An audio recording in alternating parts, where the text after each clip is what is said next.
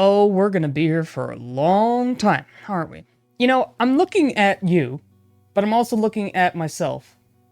This is my first time doing this, and I should be looking at the webcam, but my eyes keep on looking to myself. I don't know why. Maybe I should move. I don't know. This is taking so long to just do this damn intro. Oh, and just to do any of this. Just to do any of this. Taking way too long. But yeah, it's just downright embarrassing. I'm gonna try and look at the webcam. I really am. Just bear with me. And yeah, I know you don't know who the hell I am. So, just deal with it. We'll get there. So, anyway, I guess I could say, points to me for taking the first step. But, yeah, I guess let's get right into it. So, I guess introductions are required first, huh? Well, my name is Chicken Biscuit, but most people just call me Chicken. And you all are my dear guests. I think one of the first things I want to talk about is my avatar. Now, my avatar is basically a stand-in, basic indicator of me in the video when we show gameplay footage. You'll see him throughout the video. I don't know if you'll see him throughout the whole thing, but for most of it, maybe. Basically, whenever I talk, you'll see him. And regarding something I wanted to talk about is other people, like guests or friends that come on, will have their own models as well. I don't know if they're going to be super, I would say, creative looking, since they'll probably look very similar to mine. But they'll have their own models, and I think it'll look pretty cool. But yeah, it's not a unique thing, but it's just something I wanted to talk about first, and it's a little introduction we're doing, since, yeah, that'll be something we'll talk more about later. Also, you know, the other one in the banner, Eden, don't worry about him, don't ask about him, he'll come around later. He's also me, like my avatar, he's also me. But if we don't talk about him, he'll be a lot later.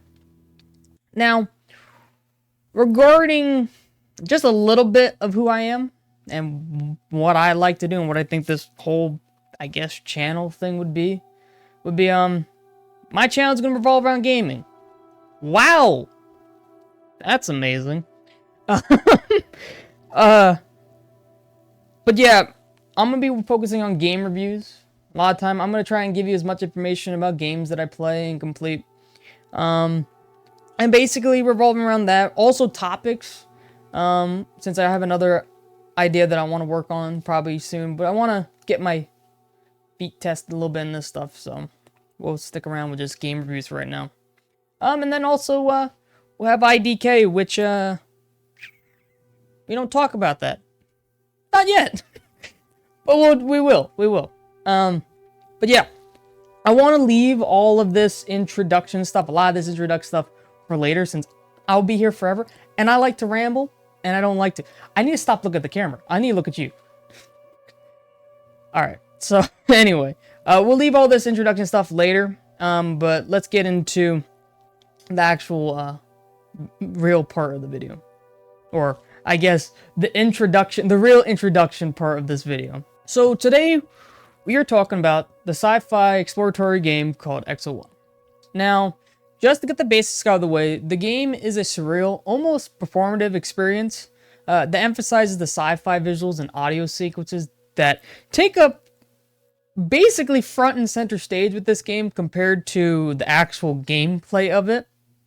Now, we'll get more into it as the video goes on, but just to give an idea of how well they did with the visuals and audio in this game, let me explain a feeling I had at a certain part in this game that will give a real good idea at how well the game used its visuals and audio aspects to basically make this a really unique experience. So the part in question is found near the end of the game, and not to spoil the part for you all until maybe a little bit later in the video, but just to give a sense of what I was feeling, the part invoked a sense of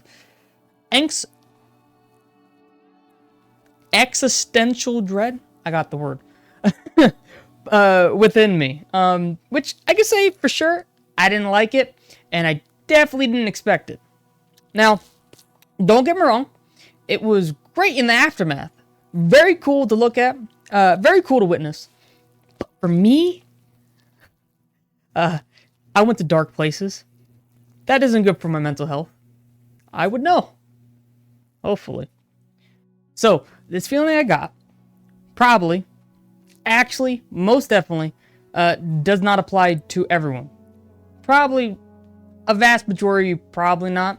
But my thoughts in the moments surrounding this specific part, that we'll get into, like I said, we will. Watching what was happening instantly took me to think about the weirdest things and the cringiest things. I know, I'm sorry. And those things were such as the oh so small scale that we operate as humans. I know.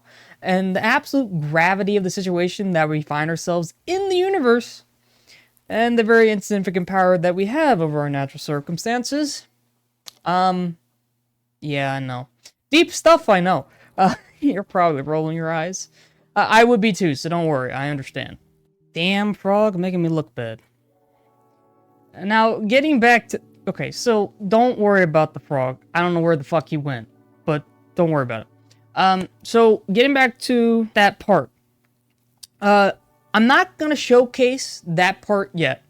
I will later. I don't really know if I'm going to show the whole thing or just a little bit, or I don't really know. That'll be me in the aftermath editing the video. But if I do, the reason why is because I wanted to just show a little bit about how I feel, because you're not going to get the full experience. It's recorded footage. But me personally, if you enjoyed learning about the game and you feel like you want to give it a try, then I would suggest, if that part comes up later in the video, skip it and go experience it for yourself. Now, what you should do is do it on your own, by yourself, in the middle of the night, in the dark, with no lights on. You know, in hindsight, it might have not been the smartest idea. Yeah, that's probably right. So, I know I've definitely rambled on long enough. I am very, very sorry. Yeah, I'm very, very sorry. I'm so sorry. But we're going to get into the nitty-gritty in just a second. But since it's the intro, I just want to give a little bit of a teaser. Since I'm going to give you guys something to look forward to later in the video. I'm not going to explain it. But I've already given you like 2 things. That's great. No, it's not. But it's a teaser. Usually in these videos, I'm going to basically give you a suggestion that will go well with this type of game. In the similar realm, or if it was built by the same company, I don't know. It's just going to be a suggestion later on in the video, probably by the end. The suggestion I'm just going to give a little bit of a detail. It's going to be similar to Exo One, and it is a personal favorite of mine. It's one of those surreal experience, performative, very, very beautiful looking games. And I will say, most of you, probably everybody in the gaming community probably already knows it, so don't worry. I'm just suggesting it because I'll get into it later. Just hold and wait, but I will be suggesting a game that is probably one of the most critically acclaimed games in the surreal, exploratory, beautiful art pieces of video games. So, look forward to it. So, we made it to the first section. This is the history and development section. Now, before we get into it, I just want to state, most videos in this category of content making that I'm going to make on this channel, the game reviews, I'm going to make them the same way as this video. So however I format it, it's going to probably be similar in most ways. The reason why is because it's for ease of watching, also for efficiency on my end, and for making sure points and analysis aren't intermixed and confused and all jumbled mess. It's just this is all done to keep a good flow of information. Now, There might be videos in the future that don't follow the organized system I have here. However, to me, I like organized. So, basically organize anything, really. So, for now, videos will be more organized than not, but I'm not against unorganized videos if a subject or topic warrants a more free-formed experience. So, where do we begin? Well, to start, Exo One was released for Xbox One, Xbox XX, and Microsoft Windows on November 18th, 2021. And it was released to PlayStation 4 and PlayStation 5 in 2022 of the third quarter of the year. And it was developed by Expletive, a solo Australian indie games development studio. I hope I didn't ruin your name. I'm so sorry. And it's operated by Jay Weston. Now, who is Jay Weston? Well, basically, Jay Weston created Exo One. He was the developer. He created it all by his lonesome. Which all I can say is, props to you, Jay. You're all right. So I can say for certainty, for the people who have played Exo One, like me, it was a unique and, in all honesty, trippy experience. So I just wanted to give some props to you as the developer. You did an all right job. So Exo One was published by Future Friends Games, and basically the game overall, the game was released to good reviews all around, with Steam reviews being around 90% overall good reviews of the date 6/3/2023, which is different than this date, which is going to be different than the upload date. So it's just good on Steam. That's what the people said. And on Metacritic, they gave it a 81 out of 100 on PC, and on Xbox systems a 77 out of 100 on the same date that I checked. So basically, it had really, in all honesty, great reviews for a almost 2 hour-ish, I don't know, not a long game, but it was released to some very good reviews. Now, what about the development? When did it start? Well, the development for Exo One started in early 2016. It was created in the Unity engine. Yeah, why did I think I couldn't? Whatever. The game was originally a Kickstarter campaign, funded the game, and it was finally greenlit for development on its Kickstarter back in early 2017. And about 3 years later, on August 21st, 2020, we would see the very first glimpse at that game that would later be called Exo One in the release of their demo or / showcase, I guess. And it was called Exo One Prologue, which was, in my opinion, basically a way to get feedback from players and more of a showcasing of what the game was all about, which, in all honesty, is a great idea.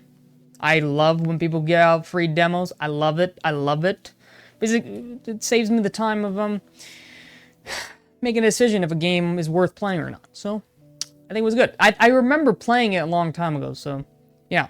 You know, actually, now that I mention it, the prologue is still on Steam. So I would suggest, at the end of this video, if you are still on the fence, or you're intrigued by what you saw in the video, or you're still having doubts about the game, I would say give the prologue, the Exo One Prologue, a try. It's only 1 level long, and it's free, so it's not a major commitment. I think it'll do a lot better in that one damn level than probably in this video. So just do that. You know, it's not a great endorsement for this video. Don't worry. I'm just saying, if you still have doubts by the end of this video or any of that stuff, give the demo a try, or showcase, or whatever you call them, I guess. So there you go. A basic rundown of the history and development of the game. Now, to cap off this section, and before I head on to the next section, I should probably mention some of the people who helped realize this game alongside Jay Weston.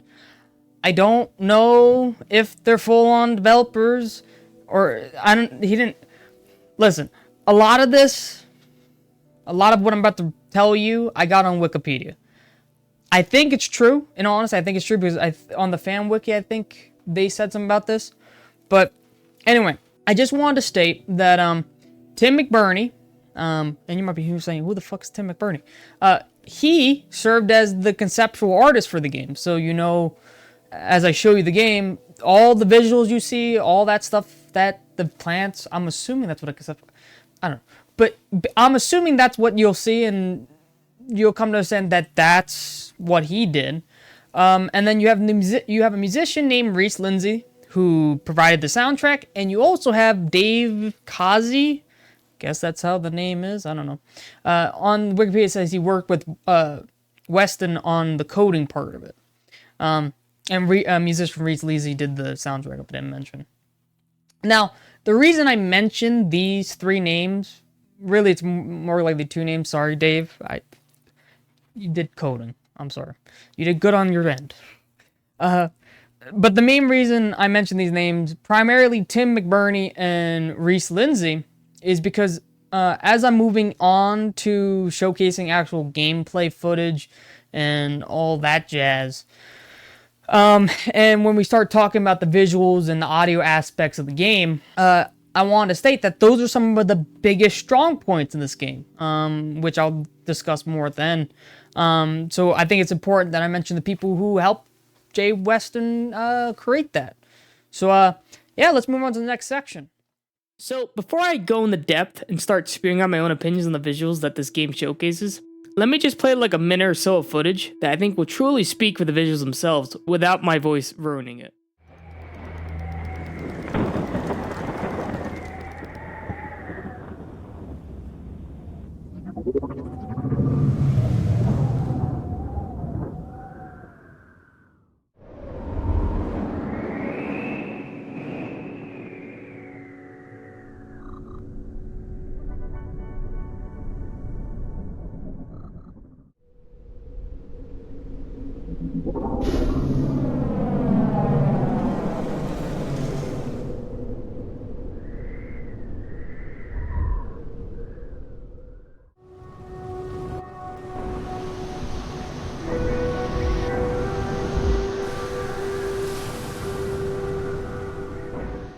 So what do you all think?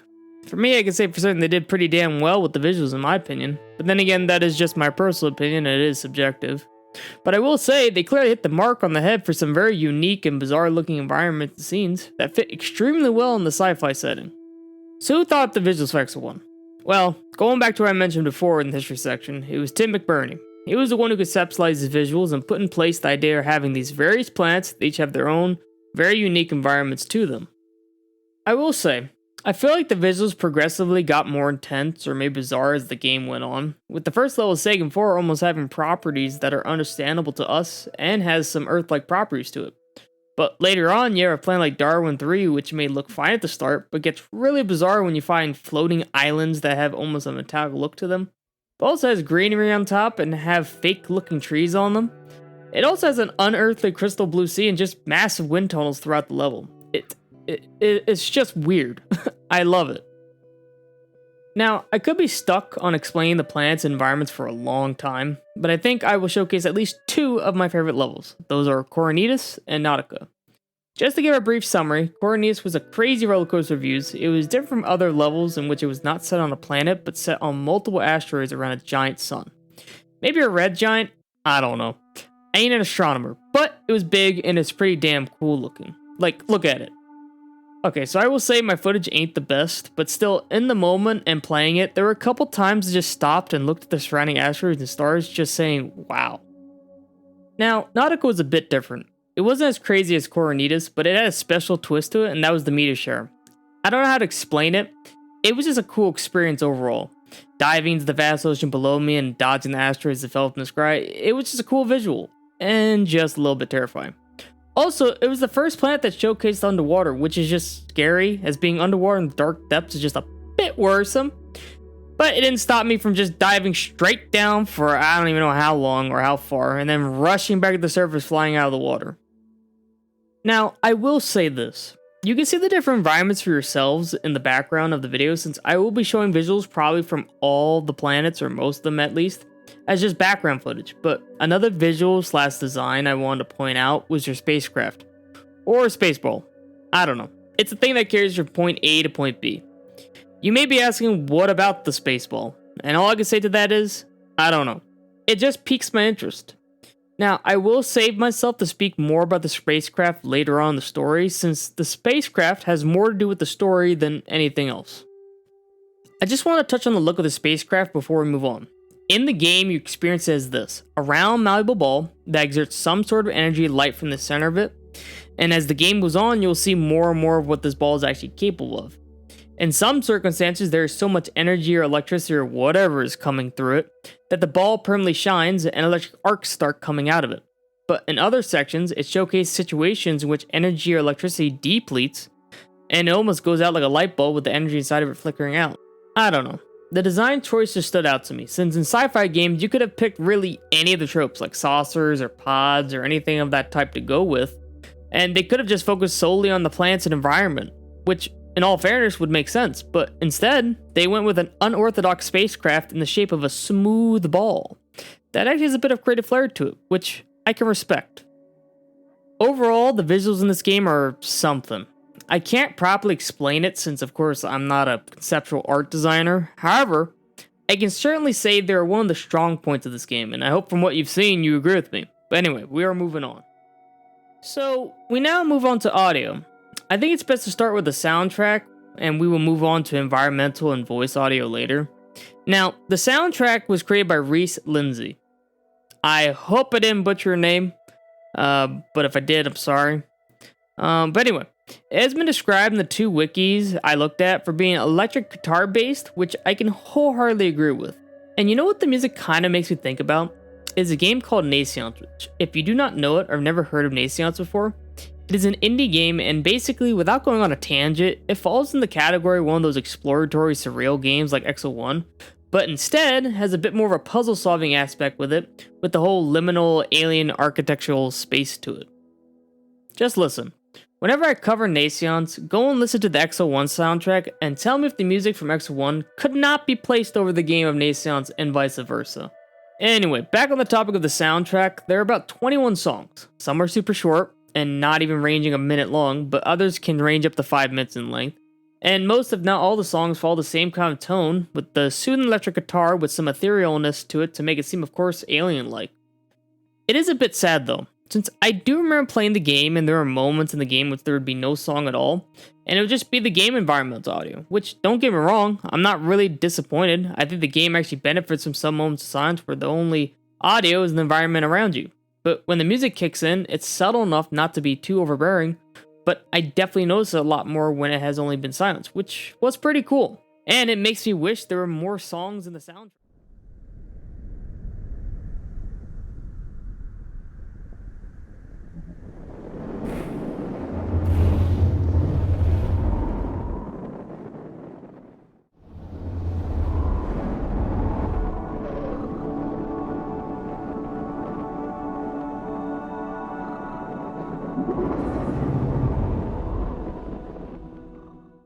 Now, I will say, if I could do this and it wasn't a problem or anything, the video should have used the soundtrack of the game as the audio background while I've been talking.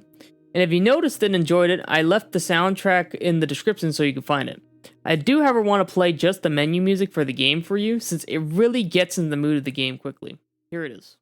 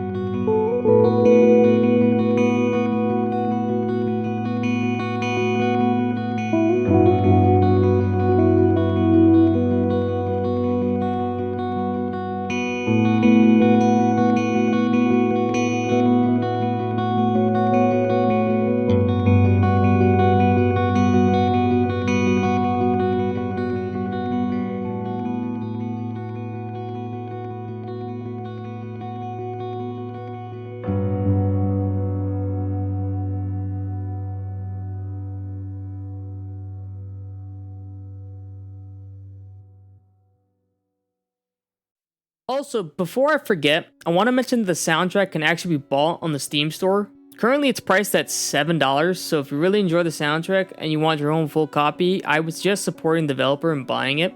And this is also said around 6/12/2023, so hopefully it's the same price. Now that we covered the soundtrack for the game, let's move on to the environmental audio of the game. Now, for most of the game, these two aspects, the soundtrack and the environmental audio, are probably going to take center stage when it comes to the game. The music itself being a subtle backdrop to the player as you explore the world that you come to, and the environmental audio coming into full effect when you glide, roll, and dive and interact with the environment around you. Actually, one of my favorite examples of the great environmental audio usage in this game is the planet of Daramulam. It's one of the heavily forested environment levels in this game, with rough foliage and wind tunnels and lots of trees and rivers and just overall great sound design. Let me just play a little bit of the gameplay footage from the planet, and my suggestion as you watch the footage is just to listen to the sounds coming from the environment.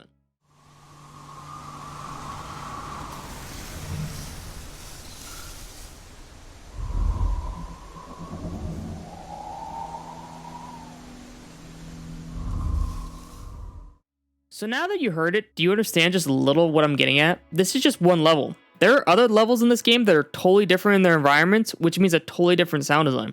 Like Coronitas, for example, which was set basically all in space. Most of the audio is muffled or deafened because sound can't travel in space.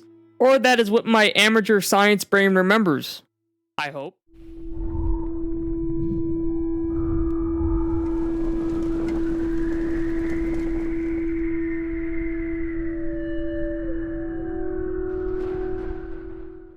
The point is, each level was designed well enough that the environmental audio resonates well with the planet you are traversing and the level you are exploring.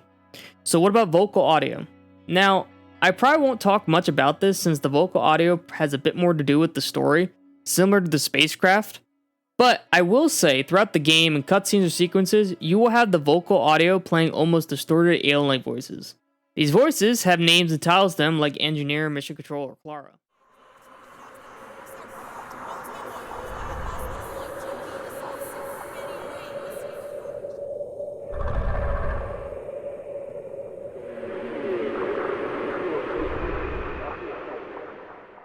It is an interesting choice to distort the audio of the vocals to come almost like a garbling mess, but I will leave my theory talk for the story section later.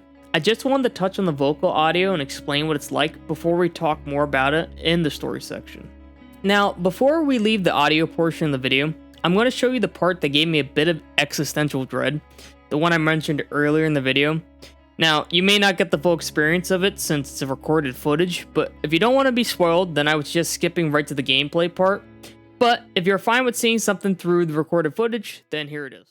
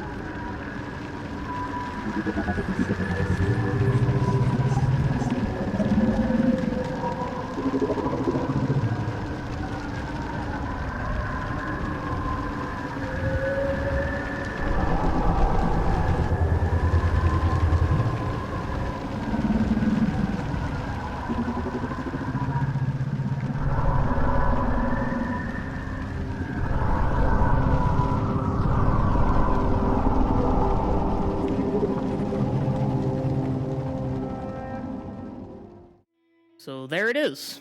To me, this part somehow made me start thinking about the worst things, such as death, hopelessness, and the fear of nothing. Which, I mean, could be a bit overdramatic, I understand. But it still didn't make me feel at ease. However, on a good note, I will say the part right after this made that feeling slowly disappear and gave me a bit of peace. Here it is.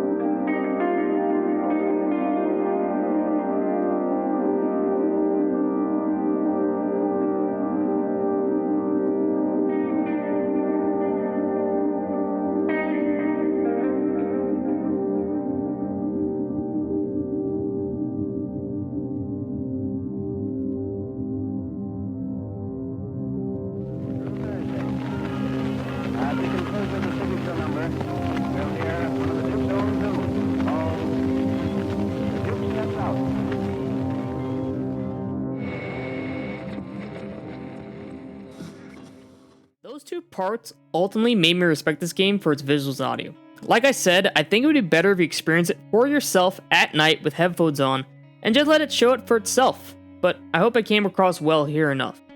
Now, this is probably the weakest aspect of this game. Not that it was bad or anything, but it definitely wasn't the primary focus from which I can understand. The gameplay basically has three main elements. The first is you fly, dive, glide, and roll around the environments while managing your energy levels, to make sure you can go the farthest distance with the minimal amount of energy.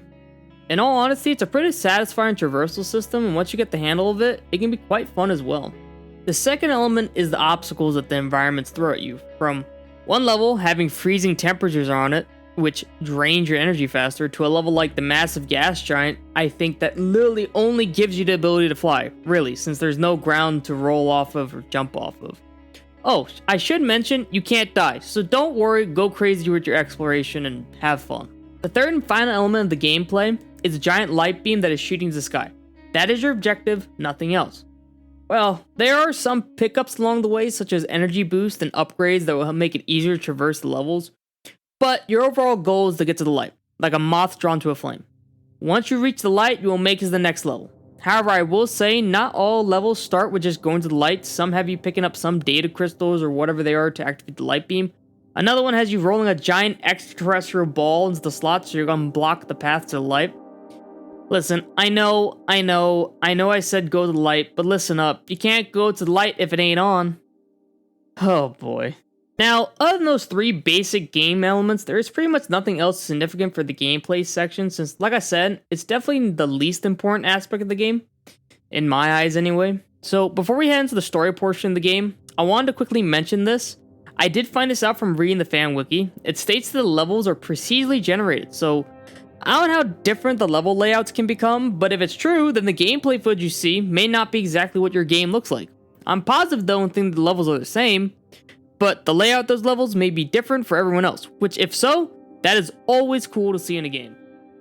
We finally made to the story section. Now, before we get into it, I'm going to ask that if you do not want the story to be spoiled to you, I would skip this section of the video. However, if you have no qualms with being spoiled, then continue watching. I'm going to wait like 5 to 7 seconds, then we'll continue on.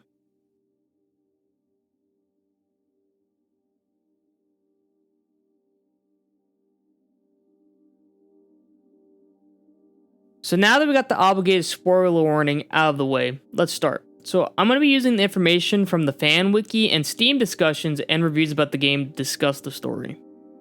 So the basic premise that I can surmise from looking at the various sources about the game is that it begins with the protagonist as a crew member of a mission called Jupiter Flyer. The protagonist is sent to Jupiter for, I'm assuming, probably data gathering or any other forms of scientific discovery. However, when they arrive at Jupiter, some strange event or incident causes the entire crew of Jupiter Flyer to die except for the protagonist. Now, from multiple sources, it states that it was possibly alien interference that got the protagonist back to the International Space Station, saving them in the process. Or they just somehow wind up back home, which, I mean, makes sense to me. Now, I want to mention this now since it will make more sense when I explain the story more fully, and that is in this game, you're not given the full story.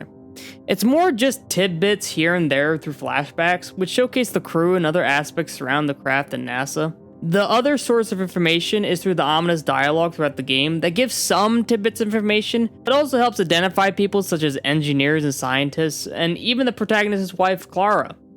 Also, I want to point out, the dialogue is distorted as all hell. It is almost alien-like, which I tried seeing if there was some explanation behind this.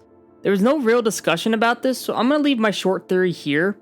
Now think, you're in an alien spacecraft that may or may not have space-time thingies, so you could be hearing things from the past, or you're just going crazy and insane and having a mental breakdown.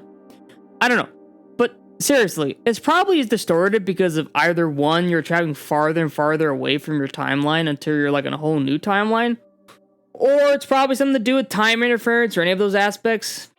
Anyway, I just want to talk about a weird creative decision that involved the dialogue. But back on the topic of the plot, it's never fully explained to the player why the dialogue is like this. It is just up to the player to put together the story, which I can shamefully say I didn't, so I had to look it up. But anyway, let's continue on. The game has the protagonist return home to their wife Clara, who thought they perished with the rest of the crew on Jupiter. This, however, is not the case, and the protagonist ends up in the space ball because supposedly the aliens give NASA the schematic and instructions for building the space ball. See, it is back now, which will serve as a protagonist ship. Originally, NASA tried to man the spacecraft with other people, but it didn't work, and for some reason, the protagonist somehow seems to understand that the aliens sent the ship for them to crew and no one else. Which makes sense, I guess. You know, it's never really explained why the protagonist must be the one to crew it, or I just missed it somehow, but my reasoning is because they're the only surviving member from the crew that died on Jupiter, so the aliens decided that the protagonist must be the one to do it. I guess. Anyway, after NASA builds a spacecraft, the protagonist leaves again, upsetting their wife in the process, since of course she doesn't want them to leave, but they still do, and this is where the game truly starts, with the protagonist following the trail of the aliens as they guide them from planet to planet. One thing to note throughout the game, there are some levels in which you notice other spheres in the distance traveling. I can only assume this is the aliens following along the journey. That's what some discussions said, and I believe that is probably true. Now, at the end of our journey, we are supposedly thrust into the giant black hole, which is supposed to manipulate time enough that the protagonist is able to save their crew back on Jupiter and change the outcome of the mission. However, now comes the interesting part. The game ends with the protagonist seeing and hearing the rest of their crew escaping from the destruction of the spacecraft that was used for the mission, Jupiter Flyer. However, the protagonist is still in the spacecraft and are still given free reign to explore Jupiter as the credits roll. There's no definitive ending in which we know what the protagonist does. The only thing we know is the crew is saved and that's it. There are some speculations theories that the protagonist cannot return home because of the weird space-time continuum thing. And the idea that there must be two of them now because of the time manipulation. For me, I see it as this. The aliens help them get to their destination by manipulating the timeline to help save their crew, which would mean, I hope anyway, that the protagonist can find a way to return to their own timeline, or their own path in time. I don't know. But overall, that is the entire story of the game. It's not a super complex game, but coupled with the journey, it makes for a very intriguing and I guess almost hopeful experience. Now, before I end this section, I want to reiterate that for me, I couldn't put together the story because really, I'm not that great at piecing together stories. They have to be slammed right into my face for me to fully get it. But listen, the game in all honesty did do a good job of giving just enough information in the game to help parse together a story after the fact. Now that I did my research for it, I could fully see where they were going with the game now. But anyway, we're heading on to our last three sections. We have made it. I'm back. You know, I didn't mention at the start, since I did the voiceovers for my character before I did this. So, if it was weird that I just instantly started talking without like, hey, we're now in Avatar form. That was just so stupid. That was so dumb. Okay, but we made it. We made it along for I don't know how long, but we made it through all the sections. So this section is strengths and weaknesses. It's basically a rundown, kind of a summarized version of everything we've covered so far. So, what were the strengths and weaknesses of Exo One? Well, it's definitely fair enough to say the strengths of this game came directly from the visuals and audio of the game. And the weaknesses, on the other hand, being the gameplay and story. So, we start with the visuals. So, when it comes to the visuals, I will say, there are many instances in this game which were just so damn pretty. Like, my god. Now, granted, just to be objective and just to be fair, there are a couple levels in which I could tell it wasn't like the highest quality made definition of visuals. Like, for example, the lava world called Canaris 2, which I could clearly see the lava was just flat against the world. It was just, it wasn't like, if I landed, I would roll over it kind of like on the ground. But hey, it was a game developed by one man, so bravo. It was well done for me, and it did the task well enough. Now, the visuals had the right mix of grounded planets that we can all understand logically. Some were mixed with some of the very unique and bizarre planets that we saw. Which, in all honesty, I'm gonna be real honest with you. I kind of wish there were more planets, but it was just the right amount for the length of story and for what the gameplay amounted to. Since, yeah, you know. Now, what about audio? In all honesty, the audio is one of the big strengths for me, just like along the visuals, like I said before. From the soundtrack that they gave its very surreal electric guitar riffs to the vacuum of space where sound was absent, the game did well with its sound design. And when both the visuals and audio worked together and reinforced each other, it was just an experience, just a great experience overall. Now, I have to say, Reese Lindsay, you did a bang-up job on the soundtrack for this game. It fit the setting really well. And whoever worked on the environmental audio for this game took a bit of realism into account when designing the audio for the levels, and I can respect that. And if it was you, Reese, you did such a good job.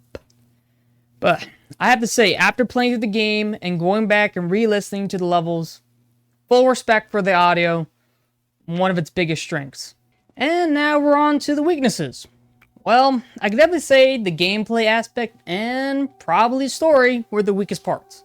Now, I'm going to reiterate here, this does not mean that they were bad.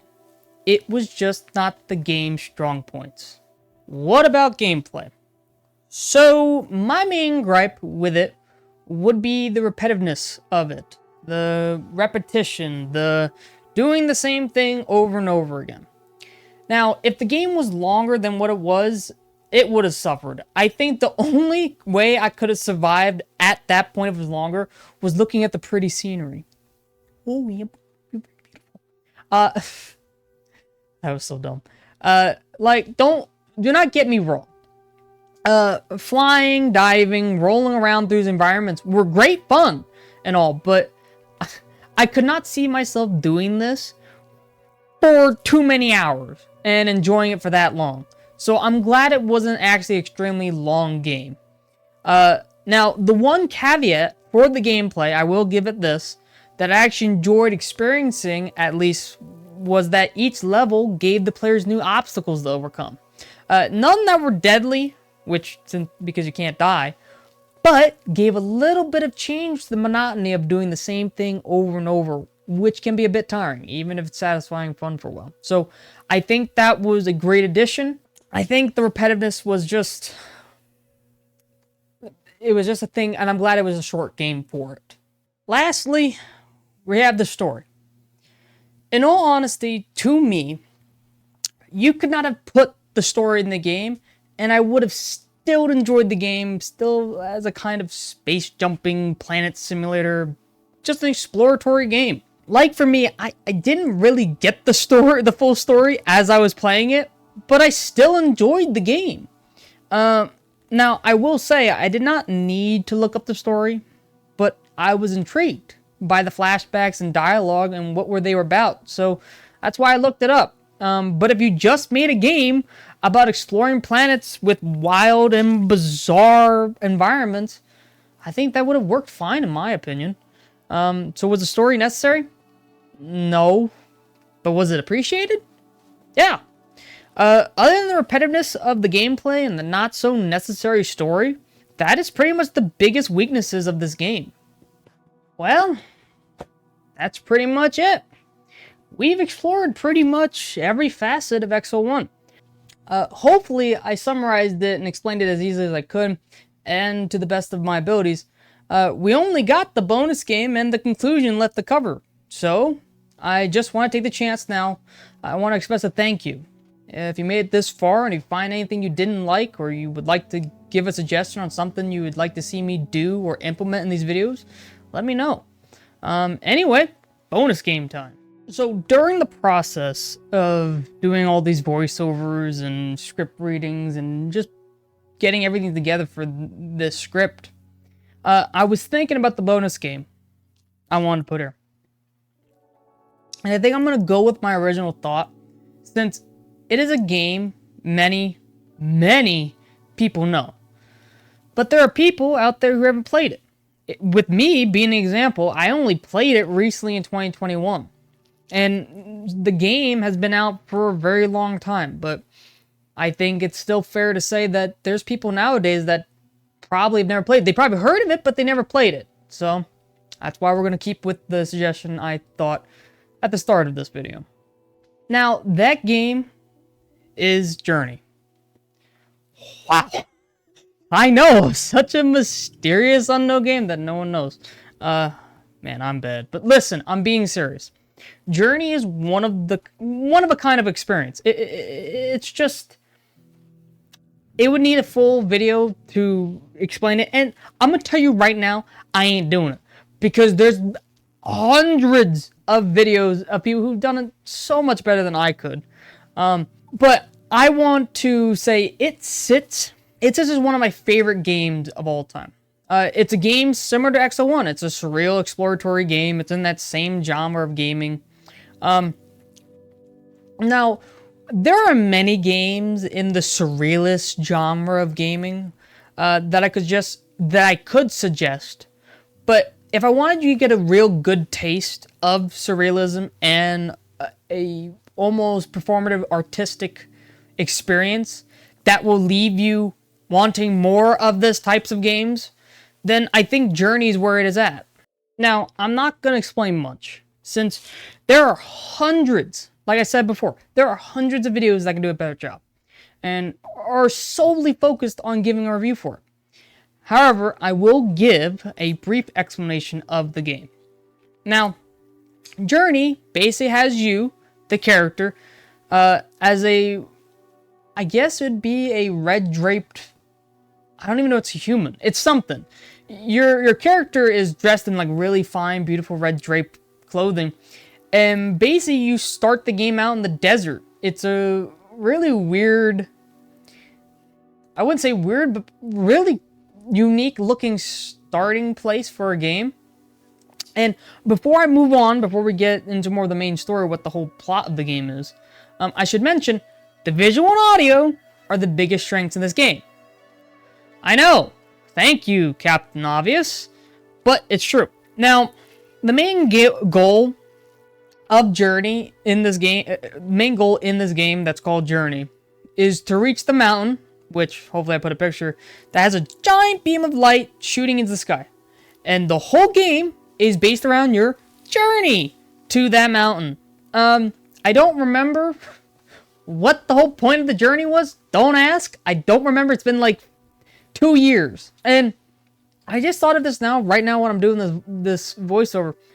I didn't notice, you know, the giant mountain with a giant beam of light is very similar to the Exo One giant beam of light, except for you can reach the giant beam of light in like 2 seconds in Exo One compared to the whole game and Journey. Now, that's basically the whole game. It's a journey to the mountain to get to the light, whatever this, like I said, I forget what the light is.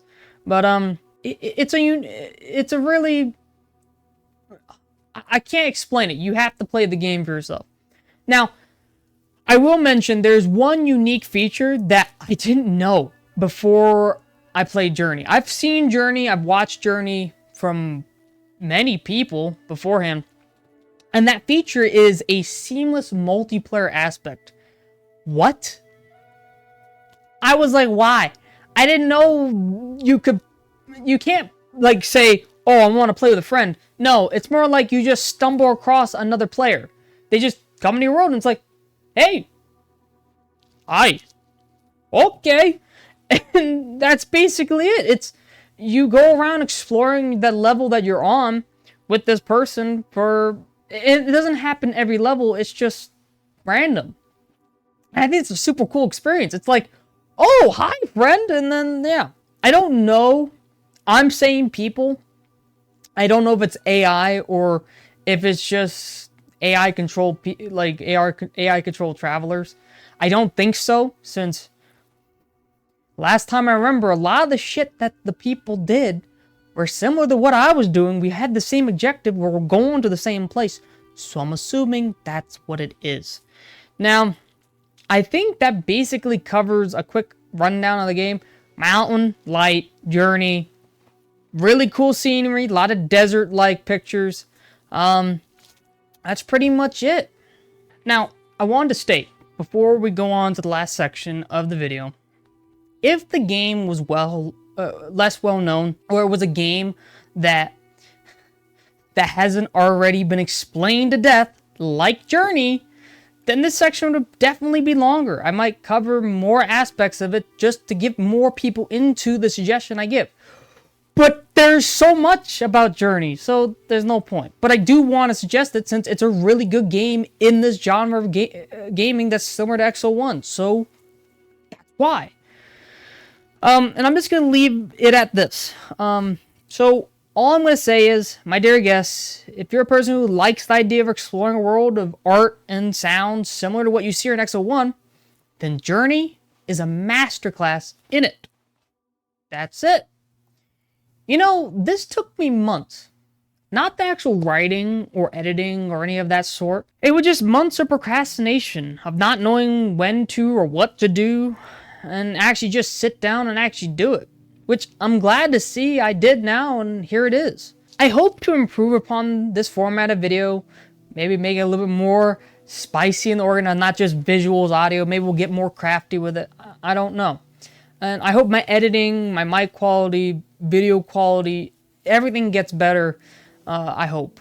But we'll take it slow and a little bit at a time. And hopefully, as this goes on, I'll get more efficient at it, which would mean more content. And I don't want to fall into the trap of just putting it out for putting it out, because, and in all honesty, I have to be disciplined enough to put it out. So my main goal is I want to put out stuff that you'll be happy with, and I would be happy with. So if any of my dear guests have any suggestions on what you want to see or you dislike or liked about the video, let me know down in the comments. Now, Exo One was kind of my feet testing the water, seeing how I would do this, and I would say I'm glad at least it came out too close to what I was envisioning. So if you enjoyed learning about Exo One and you're looking to buy it, it's currently about $17 on Steam. But I will say, and to be fair to you, as a gamer, as a consumer, someone who purchased games, I would suggest getting it on sale. I'm sorry, Jay Weston, I'm not being mean, but it's not worth the full price in my opinion. Just because the amount of gameplay was around 2 hours. It's for $17 for 2 hours of gameplay. Maybe, but in all honesty, I would say get it on sale. Like if it's 50% off, get it off on that. And I would say you would do good with that. But I truly suggest giving the game a try. Jay Weston and the rest of his small crew, because it was just him that developed the whole game, but like I said, we had other people that helped, did a really good job. And I want to state here, I'm never really going to leave a full rating of a game, like 10 out of 10 scale or something like that, since really, most games are subjective. I know! Wow, what a surprise. But it's still important to state that the game I like, you may not like.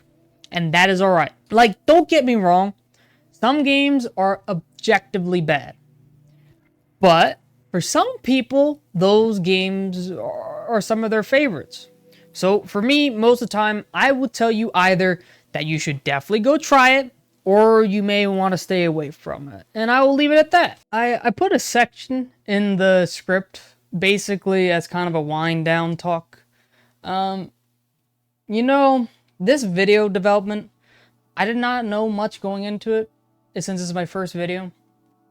But I can say it's been a pretty fun process, smooth process, luckily. A lot of it's just hesitance. Like, I guess that makes sense. I've never did anything like this before. But I think it's good to note that my feet fucking hurt. Oh my god! I did all of these flipping voiceovers for when I'm standing. Usually when I sit, when the gameplay, oh my god, I get to sit and I get to just like read off a script and it'd be great. These are funny. I can't tell you how many times I'm just laughing at myself with the script reading and trying to, oh my god. But yeah, I just gotta say, this was an experience in itself. I can say that for sure. So anyway, that's it. This is where I leave you, my dear guests. Leave a like, a dislike, comment below, and if feeling up to it, consider subscribing to the channel. One little thing, I also stream on Twitch, so this is where I complete the games I will do for reviews for on Twitch. So if you want to see that, then check me out there. I left the link to all my socials down in the description. And also, if you have game suggestions to try, let me know down below. I already have a list of things that I already have a list of games that I want to complete from people who suggested, and I'm willing to announce names, tell people who mentioned it first. I don't know, but I'm always down for trying games, even the weird ones. Oh boy, don't get weird. Okay, get weird. I like weird. Do it. Now, I rambled on a lot in this video. I probably didn't give the best information or more well organized for my first try, but I will try to do better as always. So that's it. It's the end. Other than that, so I will speak to you all soon enough, my dear guests. Stay well and keep out of trouble. Ciao.